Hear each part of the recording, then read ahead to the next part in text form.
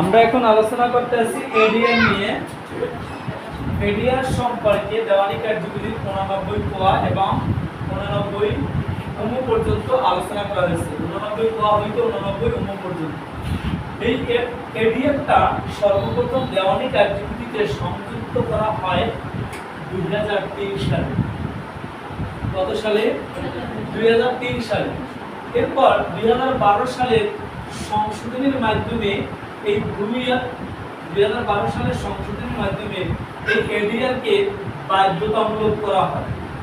বাধ্যতামূলক করা হয়।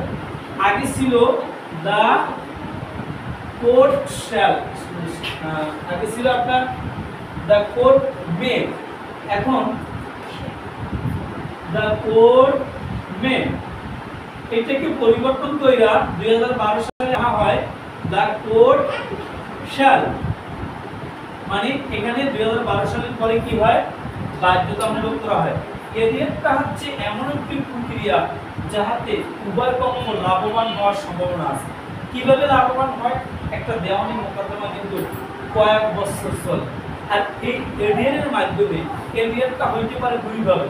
একটা হয় মধ্যস্থতার ভিত্তিতে, আর একটা হয় সালিসের মাধ্যমে। যদি আপনারা নিজেরা মধ্যস্থতা করতে পারেন বা আদালতের মাধ্যমে করতে পারেন, অথবা অন্য কোনো সংশ্লিষ্ট বিষয়ে যিনি বিজ্ঞ আছে তার মাধ্যমে করতে পারেন, সহজে বিষয়টা সমাধান হয়ে গেল না? তাহলে কি হয়? স্বল্প সময় স্বল্প খরচে উভয় পক্ষ লাভবান হওয়ার যে প্রক্রিয়া তাকে বলা হয় এডিআর। এডিআরটা সর্বপ্রথম আসে কত সালে? 2003 সালে। এরপরে সংযুক্ত হইয়া মানে সংশোধন হইয়া 2012 সালে কি করা হয়? বাধ্যতামূলক করা হয়। এখন দেওয়ানি মোকদ্দমা এডিআর এর জন্য, মধ্যস্থতার জন্য বা সালিসের জন্য দেওয়া, এটা কি আদালতের জন্য যদি আপনি চান এখানে দিতে আদালত বাধ্য। এখন প্রশ্ন হইতে পারে এডিআর কয়ভাবে করা যায়? দেওয়ানিতে এডিআর হতে পারে দুই ভাবে। একটা হচ্ছে মধ্যস্থতা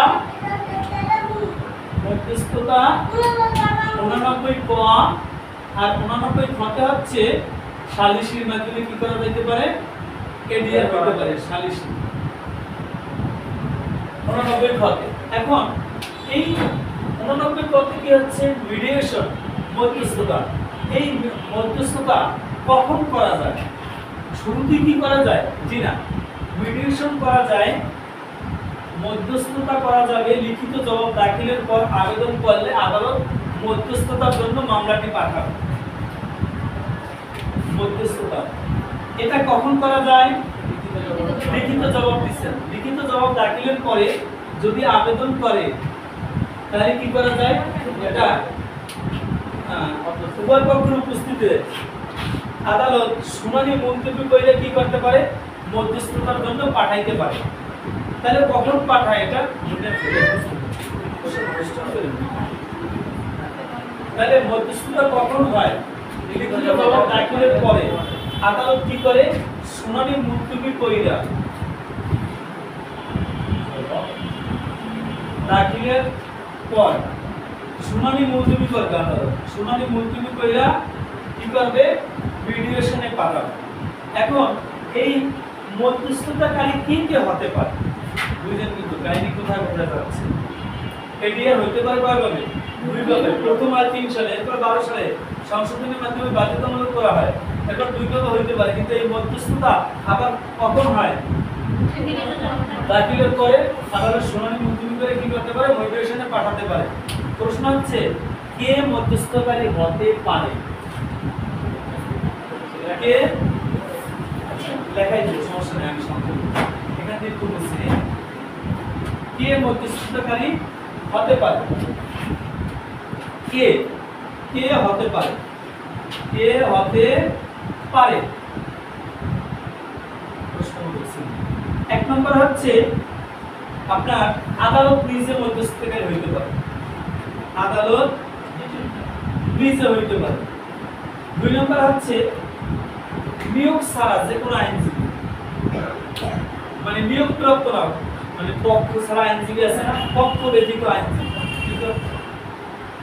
পক্ষ ব্যতীত নিয়োগপ্রাপ্ত আইনজীবী, নিয়োগপ্রাপ্ত পক্ষ ছাড়া কিন্তু পক্ষের নিয়োগ ছাড়া আইনজীবী হইতে পারবে। 3 নম্বর হচ্ছে অবসরপ্রাপ্ত জজ হইতে পারে। অবসরপ্রাপ্ত জজ হইতে পারে। অথবা 4 নম্বর হইতে পারে সংশ্লিষ্ট বিষয়ে জানাশোনা কোনো ব্যক্তি, জানাশোনা কোনো ব্যক্তি বা জ্ঞানী ব্যক্তি যে ওই বিষয়টা সম্পর্কে বুঝে, তিনিও কি হইতে পারে, মিডিয়েশনের সদস্য হইতে পারে। এরপর জেলা জজ কর্তৃক প্রণীত মধ্যস্থতার প্যানেলভুক্ত কোনো সদস্য হইতে পারে। জেলা জজের একটা প্যানেল আছে, সেখান থেকে একজন কি সদস্য হইতে পারে। তারপর 6 নম্বরে হইতে পারে লিগ্যাল এইড অফিসার কি হইতে পারে, মধ্যস্থতাকারী হইতে পারে। জেলা জজের প্যানেলভুক্ত হইতে পারবে। 6 নম্বর হচ্ছে লিগ্যাল এইড অফিসার কি হইতে পারে, মধ্যস্থতাকারী হইতে পারে। এখন প্রশ্ন হইতে পারে যে লিগ্যাল এইডের সদস্য হইবে, এতজন হইবে, কিন্তু কে মধ্যস্থতাকারী হতে পারে না, এখানে না লাগাই দিল। তা হচ্ছে পক্ষগণে নিযুক্ত আইনজীবী মধ্যস্থতাকারী হইতে পারে না। আর প্রজাতন্ত্রের লাভজনক পদে যে ব্যক্তি আছে উনি কি মধ্যস্থতাকারী হইতে পারে না। তাহলে কি বলছি, পক্ষগণে নিযুক্ত আইনজীবী যদি মধ্যস্থতাকারী হয় তাহলে তার একটা পক্ষ আছে না, সে কিন্তু হইতে পারবে না। আর প্রজাতন্ত্রের লাভজনক পদে যিনি আছে ওই ব্যক্তি মধ্যস্থতাকারী হইতে পারবে। প্রজাতন্ত্র লাভজনক পদে সরকারি আমলাদেরকে বুঝাবে। কিন্তু এই বিষয়টা আপনাদের মুখস্থ রাখতে হবে যে কে হতে পারে। আদালত নিজে কখন ব্যক্তিকে নিয়োগ করার কর্মকর্তা আইনজীবী, অবসরপ্রাপ্ত জজ, জানাশোনা ব্যক্তি, তারপর জেলা জজ কর্তৃক প্যানেলভুক্ত কোনো সদস্য, তারপর হচ্ছে কি লিগ্যাল এইড অফিসার। এই লিগ্যাল এইড অফিসার 2000 সাল থেকে হইতে পারে, জানা আছে? 2017 সালের 25শে জানুয়ারি পরে মানে এটা আসছে সংশোধনের মাধ্যমে, এর আগে কিন্তু ছিল না।